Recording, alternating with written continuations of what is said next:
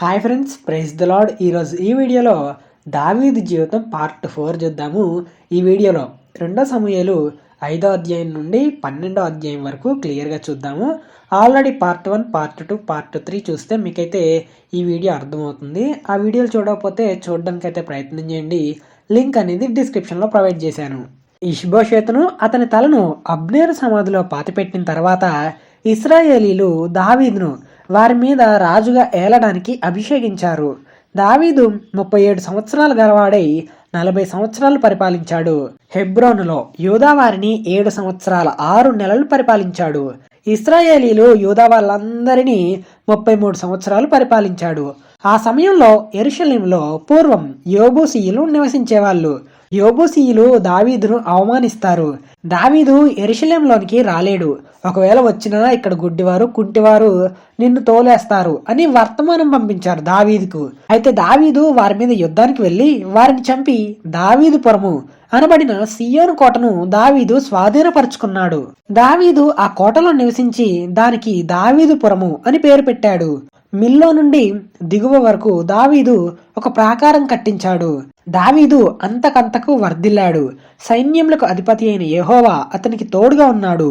తూరు రాజు దావీదు కోసం ఒక నగరాన్ని కట్టించాడు. దావీదు హెబ్రోన్ నుండి వచ్చిన తర్వాత యెరూషలేములో అనేక మంది ఉపపత్నులను చేసుకున్నాడు. యెరూషలేములో వాళ్ళకి పుట్టిన వాళ్ళు ఎవరనగా ఈ వాక్యం అనేది 2 సమూయేలు గ్రంథం 5వ అధ్యాయం 14వ వచనం నుండి కనిపిస్తుంది. షమ్మూయ, షోబాబు, నాతాను, సొలొమోను, ఈబారు, ఎలీషువ, నెపెగు, యాఫియా, ఎలీషామా, ఎల్యాదా, ఎలిపెలెటు అనే వాళ్ళు జన్మించారు.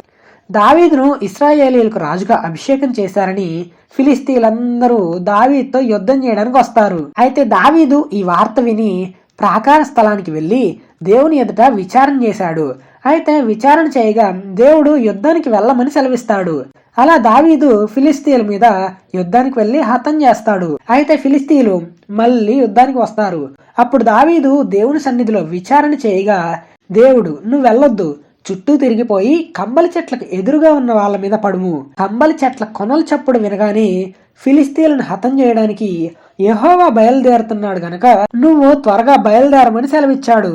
దావీదు యెహోవా ఆజ్ఞాపించిన ప్రకారము ఫిలిస్తీన్లను తరిమి హతం చేశాడు. తర్వాత దావీదు 30,000 మంది శూరులను సమకూర్చుకొని దేవుని మందసం గిబియాలో ఉన్న అబీనాదాబు ఇంట్లో నుండి కొత్త బండి ఒకటి ఏర్పరిచి దాంట్లో నడిపిస్తాడు. కొత్త బండి మీదకి ఎక్కించాడు. ఆ బండిని నడిపించిన వాళ్ళు అబీనాదాబు కుమారులైన ఉజ్జాయు, అహియోయును కొత్త బండిని నడిపించారు. మందసం తెస్తుండగా తంబురతోనూ సితారతోనూ స్వరమండలమన్నిటితో అంటే మ్యూజిక్ వాయించే ఇన్స్ట్రుమెంట్స్ అన్నిటితో ఘనంగా వాయిస్తూ దేవుని ఎదుట నాట్యం చేస్తూ తెస్తున్నారు. అయితే వారు నాకోను కళ్ళము లేదా కీదోను కళ్ళము అనే ప్రాంతం దగ్గరకు వచ్చేసరికి ఎడ్ల కాలు జారి మందసం పడిపోతుండగా ఉజ్జా చేయి చాపి ఆ మందసాన్ని పట్టుకోగానే యెహోవా కోపము ఉజ్జా మీద రగులుకొనెను. ఉజ్జా అక్కడికక్కడే చనిపోయాడు. దీనికి కారణం ఏంటంటే మందసం అనేది ఎవరు చేతులతో పట్టుకోకూడదు. అది కింద పడిపోతున్నా సరే, మందసం కింద పడిపోతున్నా మోతకర్రల సహాయంతో లేపాలి. కానీ ఉజ్జా తెలియక చేసిన పని వల్ల చనిపోయాడు. ఉజ్జా చనిపోయిన స్థలానికి దావీదు పెరెజ్ ఉజ్జా అని పేరు పెట్టాడు. అలానే మందసాన్ని లేవీయులు మాత్రమే మోతకర్రలతో మోయాలి. ఇది లేవియా కాండంలో కనిపిస్తుంది. దావీదు యెహోవాకు భయపడి ఓబేదెదోము ఇంటి దగ్గర ఉంచారు. 3 నెలలు ఓబేదెదోము ఇంట్లో ఉంచగా అతని ఇంటివారు అతనికి కలిగినదంతా యెహోవా ఆశీర్వదించాడని దావీదుకు వినబడింది.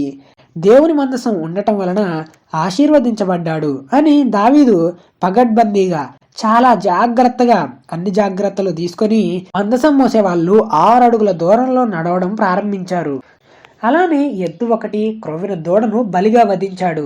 దావీదు నారతో చేయబడిన ఏఫోదును ధరించి యెహోవా సన్నిధిలో నాట్యం చేస్తూ ఒక పండగలా ఊరేగిస్తూ ఇశ్రాయేలీలందరూ ఆనందంతో నాట్యం చేస్తూ మందసాన్ని దావీదుపురానికి తీసుకుని వెళ్తున్నారు.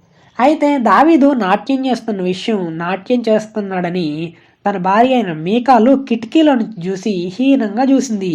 దావీదు మందసం కోసం ఒక స్థలం ఏర్పరిచి అక్కడ మందసాన్ని పెట్టి దహన బలులు, సమాధాన బలులు అర్పించి అక్కడి ప్రజలందరికీ ఒక్కో రొట్టె ద్రాక్షారసపు అడయు అందరికీ పంచాడు.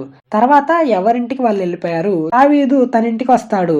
అప్పుడు మీకాలు వచ్చి, రాజుగా నువ్వు అందరి ముందు బట్టలిప్పి నాట్యం చేస్తున్నావు అని అపహాస్యం చేస్తుంది.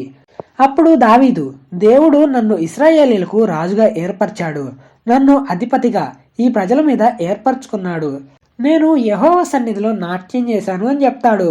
ఈ కారణంగా సౌలు కుమార్తె అయిన మీకాలు దావీదుతో పిల్లలు కనలేదు. యెహోవా దావీదుకు నెమ్మదిని సమాధానాన్ని కలుగజేసి తమ శత్రువుల మీద విజయం పొందేలా చేశాడు. అయితే దావీదు నాతాను ప్రవక్తను పిలిపించగా నాతాను ప్రవక్త వచ్చి యెహోవా నీకు తోడుగా ఉన్నాడు అని చెప్తాడు. అయితే ఆ రోజు రాత్రి యెహోవా వాక్కు నాతానుకు ప్రత్యక్షమవుతుంది. అది ఏంటంటే, దావీదుకు ఇలా నా మాటగా చెప్పు అని, నాకు నివాసముగా ఒక మందిరాన్ని కట్టిస్తావా? ఐగుప్తులో నుండి ఇశ్రాయేలీలకు తోడుగా నీడగా ఉండి మిమ్మల్ని బయటికి రప్పించాను. అప్పటి నుండి మీతో పాటే గుడారంలోనే నేను నివసించాను. ప్రత్యేకంగా మందిరం అనేది ఏం లేదు. అయినా మిమ్మల్ని నేను ఎప్పుడు మందిరం కట్టించమని నేను అడిగానా? గొర్రెల కాపరులలో ఉన్న నిన్ను గొర్రెలకు దొడ్ల నుండి తీసి ఇశ్రాయేలీల మీద రాజుగా అధిపతిగా నియమించాను. నీకు ప్రతి క్షణం తోడుగా ఉండి నీ శత్రువులను నీ చేతికి అప్పగించి ఎవరికీ లేని ఘనులైన వారికి కలిగిన స్థితి నీకు కలగజేశాను. నీ తర్వాత నువ్వు మరణించిన తర్వాత నీ గర్భంలో ఉండి వచ్చిన నీ సంతతికి రాజ్యం అనేది ఏల్తాడు.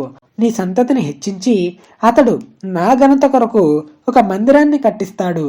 అతని రాజ్య సింహాసనం నిత్యం స్థిరపరుస్తాను. నేను అతనికి తండ్రినై ఉంటాను, అతను నాకు కుమారుడై ఉంటాడు. అతను పాపం చేస్తే నరుల దండంతోనూ మనుషులకు తగులు దెబ్బలతోనూ అతన్ని శిక్షిస్తాను. నీకు తోడైనట్టే నా కృప ఎన్నటికీ వీడదు అని నాతానుకి కలిగిన దర్శనం దావీదు రాజుకి వివరిస్తాడు. అయితే దావీదు దేవుని సన్నిధిలో, దేవా, అసలు ఇంతగా హెచ్చించడానికి నేనెవరినయ్యా అని ప్రార్థించి దేవుని నామాన్ని గొప్ప చేయాలని, నీవు చెప్పిన ప్రతి విషయం చేస్తానని, దయచేసి నీ దాసుడనైన నా కుటుంబం అనేది నిత్యం నీ సన్నిధిలో ఉండేలా ఆశీర్వదించమని ప్రార్థించాడు. అయితే దావీదు ఫిలిస్తీయులను, మోయాబీయులను ఇంకా ఎంతో మంది రాజ్యాల శత్రువుల మీద యుద్ధానికి వెళ్లి విజయం సాధించాడు.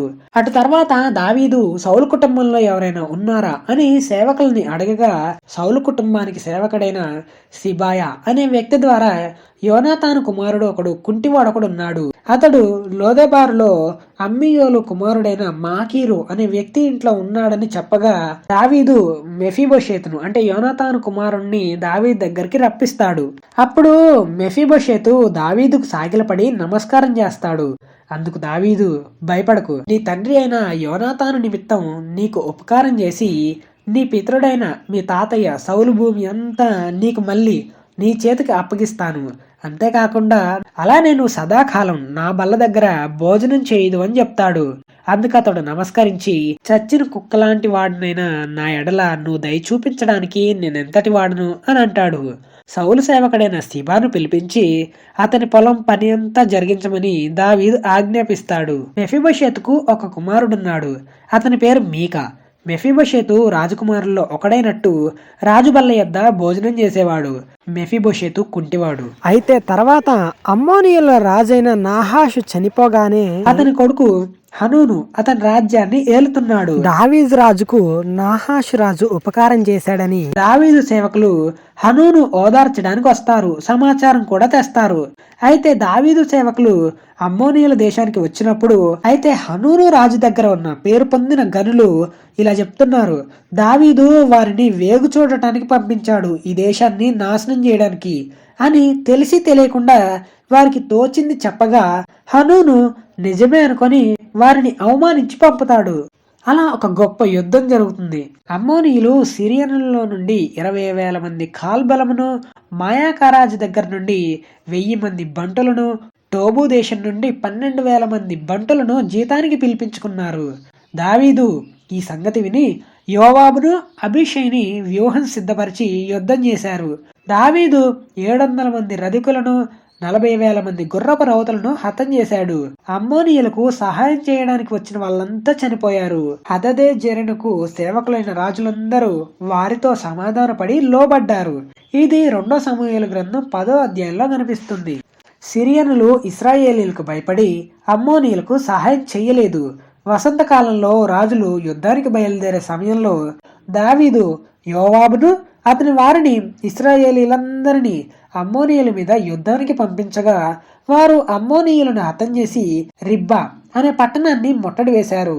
దావీదు యెరూషలేములోనే ఉన్నాడు, యుద్ధానికి వెళ్ళలేదు. ఒకానొక దినమున సాయంకాలం వేళ దావీదు పడక మీద నుండి లేచి రాజనగరి మిద్దె మీద అంటే డాబా మీద నడుస్తూ చూస్తుండగా స్నానం చేస్తున్న ఒక స్త్రీ కనిపించింది.